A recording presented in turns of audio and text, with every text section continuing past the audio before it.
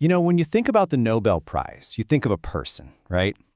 Well, in 2024, that changed because one of the most prestigious awards in science went to a partnership, a team-up between human genius and artificial intelligence. And this is the story of how that happened. So, take a look at this.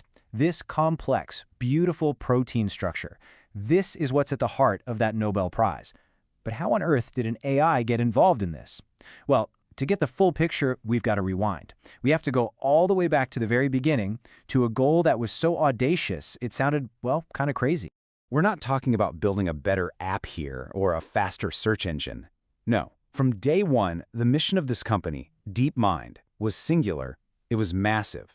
To solve artificial general intelligence. You know, AGI. And this quote from co-founder Demis Hassabis, it just perfectly captures their whole philosophy. He says his life's goal is to solve AGI, and on the way, use AI as the ultimate tool for science. You see? For them, AGI wasn't just the final destination. It was the vehicle, the master tool that could unlock, well, everything else.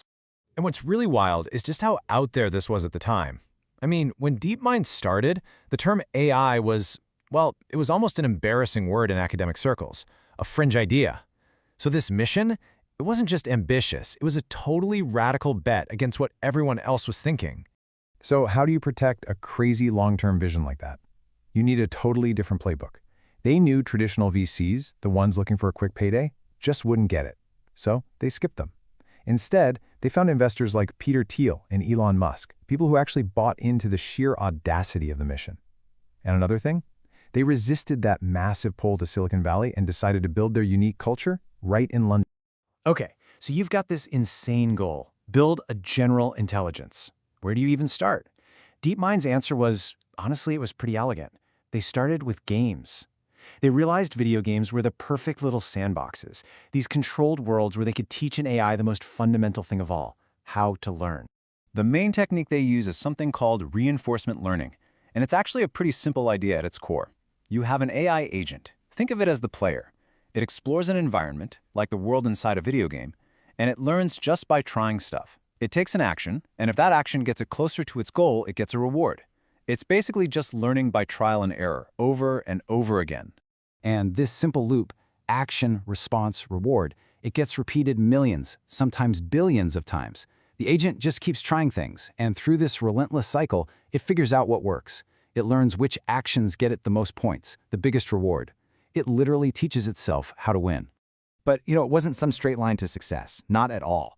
There were real moments of doubt. Demis Hassabis has talked about how, in the early days, they couldn't even get the AI to learn Pong, the simplest game imaginable. And he was thinking, oh man, maybe we're just completely wrong about all of this. And then it happened, the big breakthrough.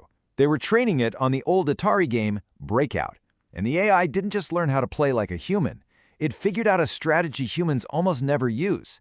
It learned to dig a tunnel on the side and send the ball up behind the bricks. An absolutely killer move.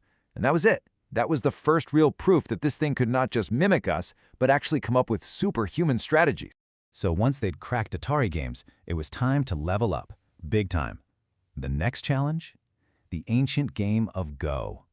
And you have to understand, Go is on another level. It's a game with more possible moves than there are atoms in the known universe. For AI researchers, this was the holy grail, the ultimate test. Flash forward to 2016. The whole world is watching. DeepMind's AI, AlphaGo, is in this historic match against the world champion, Lee Sedol. And then it happened. In the second game, AlphaGo made a move so weird, so unexpected, so alien, that the commentators were just speechless. It's now legendary. It's just called Move 37. Get this, the AI's own analysis said the chance of a top human player making that exact same creative, beautiful move was about 1 in 10,000. Think about that. This wasn't just crunching numbers. It was something else, a kind of emergent, non-human intuition. That victory sent absolute shockwaves across the globe. People started calling it a Sputnik moment for artificial intelligence. It kicked off this global AI space race, with countries scrambling to develop this new, strategically critical technology.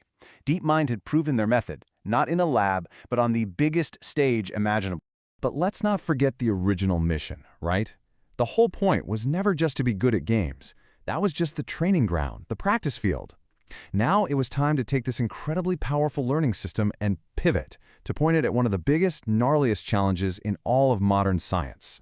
And this brings us to the big question, really. I mean, it's one thing to master the clean, defined rules of a game like Go. But could that same kind of intelligence work in the messy, complicated real world of biology? Could it actually solve a problem that had stumped the smartest scientists for 50 years? Their target was something called the protein folding problem, a huge deal in biology. And in 2018, their new AI, AlphaFold, entered the biggest competition in the field, and it won. But it was, as they said, a humbling moment. Yeah, they were the best, but the results just weren't accurate enough to be useful for real scientists. So what did they do? They went back to the drawing board. Total redesign. 2 years later, they came back with AlphaFold 2. And this time, they didn't just win. They delivered a breakthrough that basically solved the problem. And this is from an email at the competition organizer sent to the DeepMind team. As I expect you know, your group has performed amazingly well. It is really outstanding. Can you just imagine being in that room, reading that email, and realizing what you've just done? That was the moment. The moment they knew they had cracked one of the greatest puzzles in biology. Okay, so they solved it. But what does that mean? What's the so what for the rest of us? Well, this is where the story pivots from being just a scientific victory to becoming a gift to the entire world. Because DeepMind didn't patent this and lock it away. No, they used AlphaFold to predict the structure of over 200 million proteins. That's basically every protein known to science. And then they released the entire database for free to everyone. They called it a gift to humanity. And the effect was just immediate. It was profound. It was like science itself was democratized overnight. Suddenly, over 2 million researchers all over the world, people working on new medicines, climate change solutions, even designing enzymes that can eat plastic. They all had access to this incredible data that was completely out of reach just the day before. And here's the thing. This is just the beginning. AlphaFold was the first incredible proof point.